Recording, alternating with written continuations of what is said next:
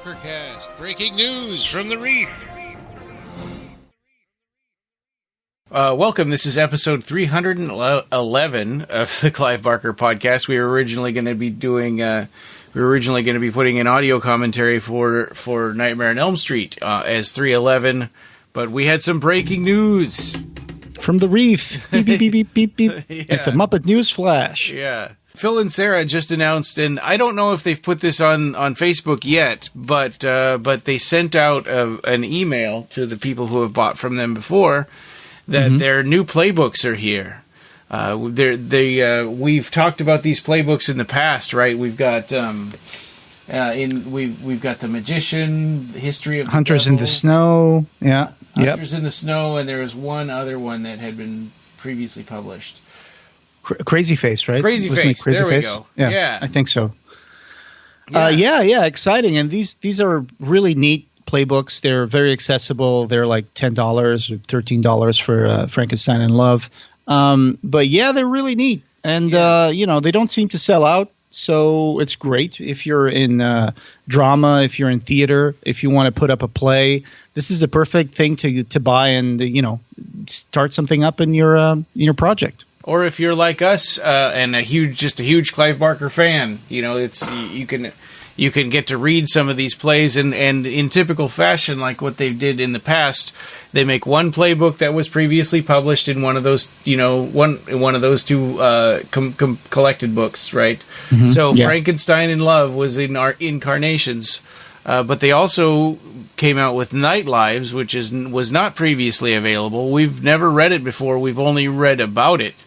Yes. So I'm excited. As soon as I saw this, I went and ordered them from the Clive Barker archive, and we have a link there in the show notes where you can go find them and order them as well.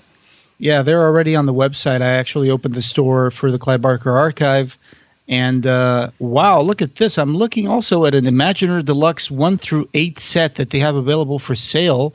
Ooh. Only one available. And it looks like it's the deluxe edition of all 8 Imagineer books. Oh God! What's the price for that? It is $3,325. So actually, that's not bad because those were like $1,000 for those deluxe editions. Yeah, and I wonder how much the shipping is going to be on these because these are heavy books with gigantic clamshells. Yeah. Because that's $3,000 out of what would have been $8,000 to buy them individually that way. Oh yeah, yep. Only one available, but ships in 4 parcels worldwide. Please note, shipping is from London, UK. Oh my God, this is going to be even more expensive. Yeah. And additional applicable customs fees on the value of the full set may be charged to the buyer on import by local custom authorities. Wow. So it seems like. If you're in the U.S. and you want to buy this, if you got like maybe, $4,000 making a hole in your pocket, this is the thing to buy because like Ryan said, you would be saving money if you really want the deluxe editions because this set would run you for over $8,000. Not to mention the time it would take to track those all down. I mean, the later ones wouldn't be that hard to find, but like number 1 is a deluxe edition. Number 1's hard to find in any edition. Right. And they still have some of Volume 2, the deluxe signed edition. It's selling for $410. The Imagine Volume 2 normal edition is still available for the same price that it came out at, which is $110, which is a steal. And I actually need to buy a copy of this Volume 2 because I have a deluxe edition, and all the other ones are regular editions. So I need to get a regular edition of Volume 2. But before it sells out. But yeah, look at that. These Imagineer books are amazing. They're indispensable must-have if you're a Clive Barker fan. Yeah, definitely. And I guess back to the playbooks, I was really excited to see this fight. I mean, we've been waiting for these for quite a while because it seemed like they were coming out pretty quick, and then pandemic happened, and Phil and Sarah have been doing a lot of other stuff. So it took a little bit, but now we got 2 more. We've got Frankenstein in Love and Nightlives, and I can't wait to cover Nightlives when it comes out.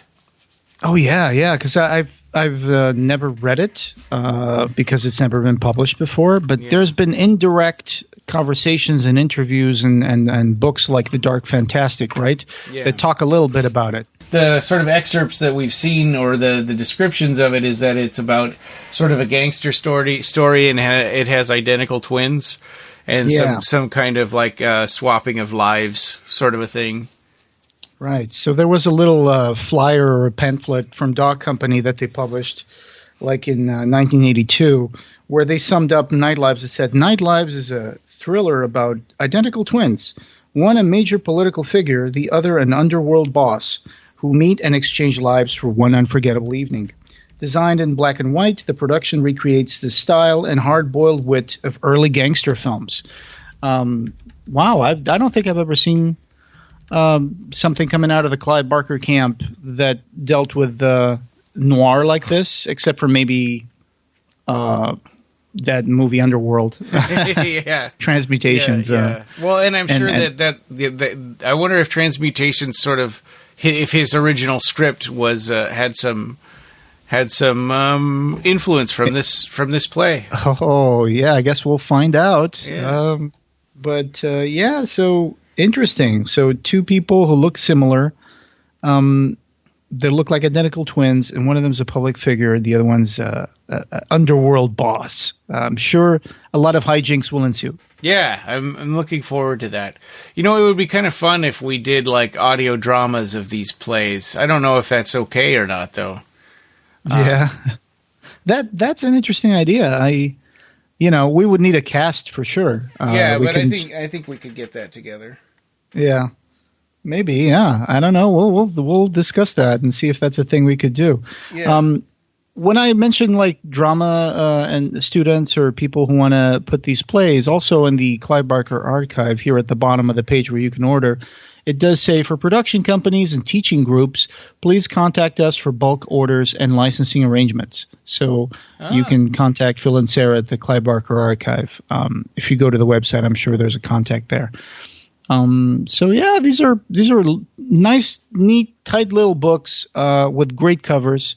And they always include a lot of supplemental material, right, Ryan? Yeah. You get to see lots of. There's typically an introduction by Clive or from Phil and Sarah. Photos from when it was produced, and a lot of times, a lot of these plays they only ever ran them one time. Yeah, and you usually get the art for the poster in there. Not a poster, but the art for the poster printed in one of the pages, and also photos of the production of the period of the time. So this one was, I think the Dog Company developed this sometime in 1979, and it says here in Clive Barker Shadows in Eden that they premiered in 1980. So I'm not sure how accurate that is because this was a conversation that they were having, so sometimes dates might be a little. But it says here Pete Atkins on the chapter Pete Atkins, A Dog's Tale of the Shadows in Eden, which is chapter 13. Chapter 13 says, the next play was Nightlives, a film noir influenced piece about doppelganger gangsters and politicians, which we premiered in 1980. And it says, yes, the beautiful transvestite Rainbow and her psycho brother Michael. She was her psycho brother Michael. Oops, spoilers. Really? I was never sure. And then Barker laughs and says, well, you played both parts. Apparently Atkins played Rainbow and Michael, which we will find out who these characters are when we read it. Doug Bradley laughs and says, it's a little late to discover your motivation now. And then Oliver Parker says, yes, I saw Nightlives at the London University Theatre. Extraordinary. Doug Bradley says, well, what did you make of it? And Parker says, absolutely amazing. In a way, I was prepared. I'd auditioned already and had seen a rehearsal. And then Atkins intervenes and says, in which Rambo had a beard, which I always wanted to keep for the performance, too. And then Barker says, real cycle sluts, a San Francisco transvestite theater group imagery. It's funny because the Cycle Sluts Sisters was also the name of those characters that those two splatterpunk writers, I forgot their names now, and Pete Atkins.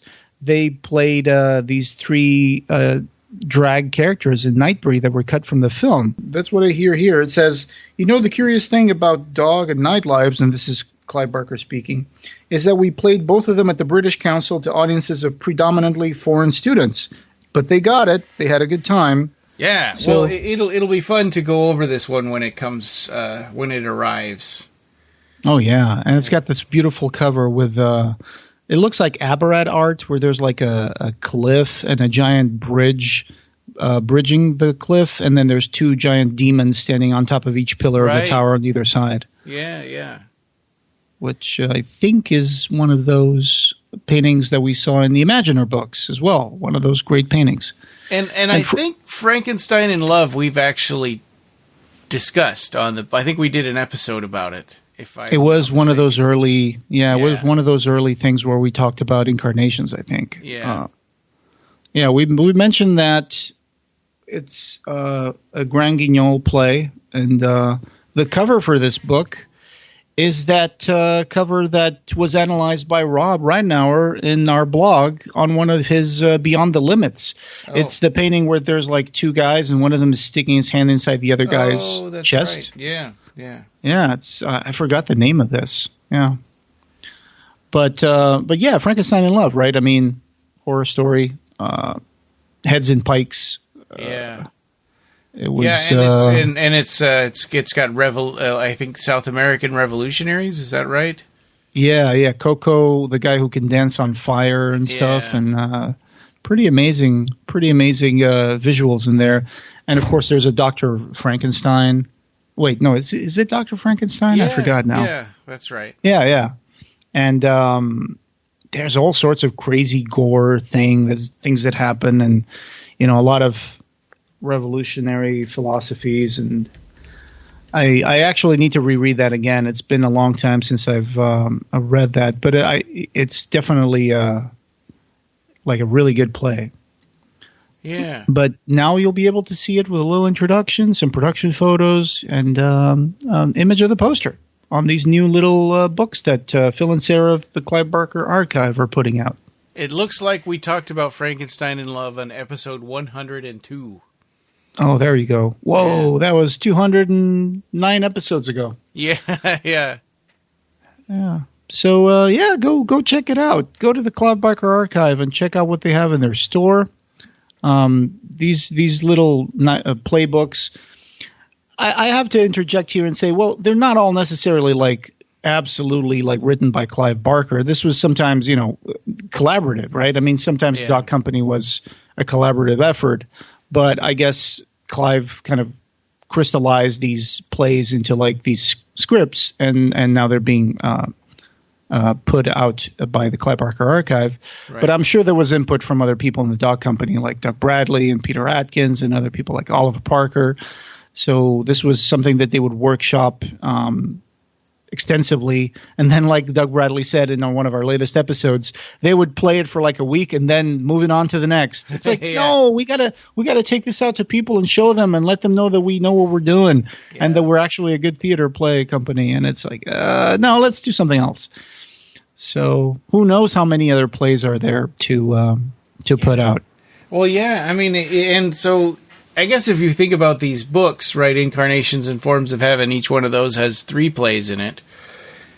And we've gotten a total of 6 of these books, and 3 of them, I mean, if you count these 2, and 3 of them are from those books, so we have at least 3 more. Oh, sure. Yeah. Colossus, and then I forgot the other one. But there's a few more that have already been published that we haven't seen. And there's The Secret Life of Cartoons, which we actually have a copy of. But we're kind of like holding off a little bit on discussing it because we don't know if Phil and Sarah are going to put out a book about that. And we don't want to spoil it. Right. But that was one of their most successful ones. And so coming next, A to Z Commentaries. N is for Nightmare. Nightmare on Elm Street. So we actually already recorded this, and we were joined by Ed and Nina, and we had a good time watching Nightmare on Elm Street. Never Sleep Again. Oh, that was so cool. Yeah, that was so awesome to watch that movie. I haven't watched it in a while, and it was a lot of fun and very scary. Yeah. No running in the hallway. This is God. Yeah.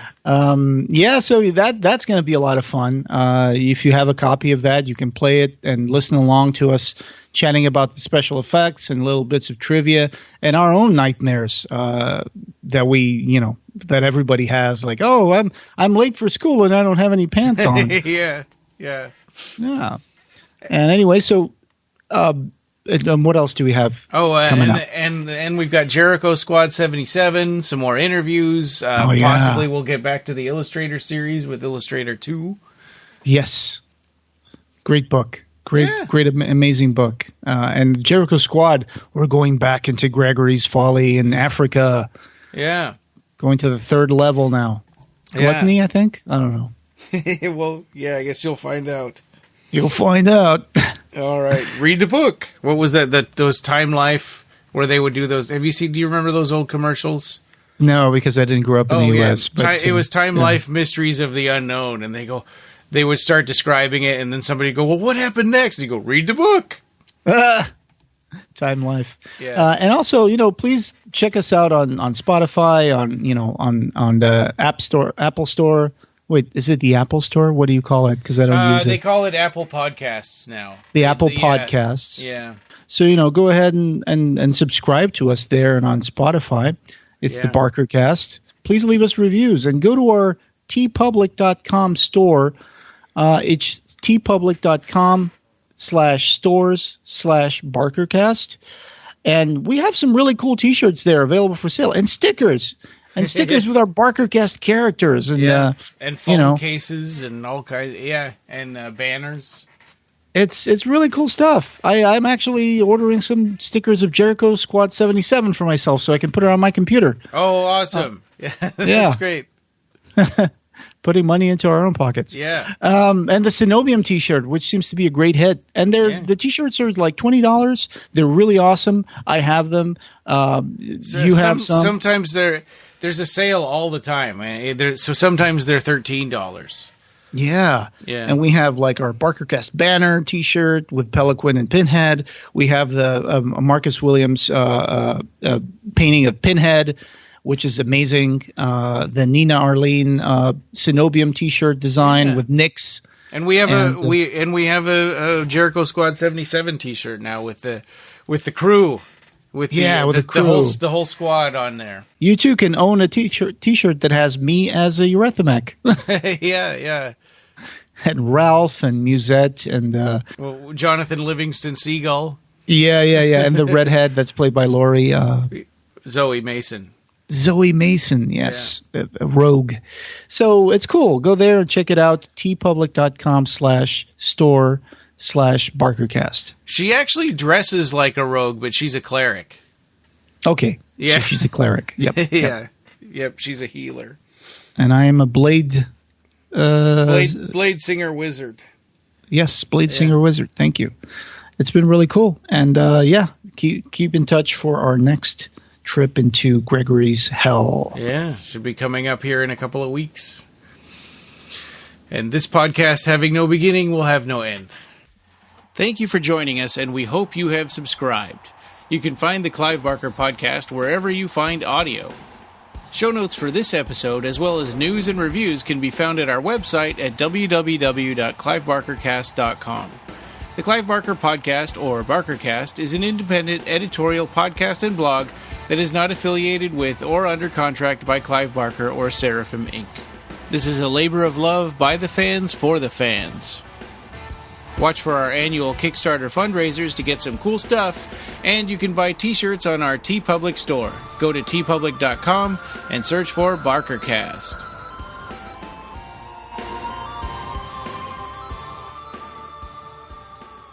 Thanks for listening.